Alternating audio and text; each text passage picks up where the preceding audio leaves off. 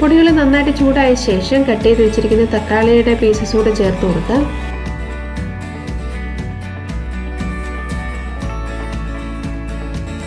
അല്പം ഒന്ന് സോഫ്റ്റ് ആയിട്ട് വരുമ്പോഴേക്കും ഇതിലേക്ക് നമ്മൾ അരച്ചു വെച്ചിരിക്കുന്ന പാലക്കും പുതിനയുടെയും മല്ലിയിലയുടെയും എല്ലാത്തിൻ്റെയും കൂടെ മിക്സ് ചേർത്ത് കൊടുക്കാം. നന്നായിട്ട് 2 മിനിറ്റ് ഒന്ന് മിക്സ് ആക്കാം.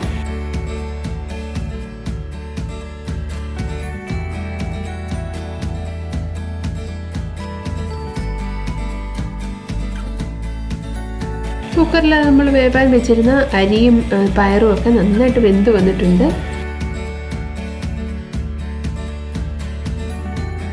പാലക്കിൻ്റെ മിക്സൊക്കെ ചേർത്ത ശേഷം 2 മിനിറ്റ് വഴറ്റിയിട്ട് ഇതിലേക്ക് അല്പം വെള്ളം ചേർക്കാം.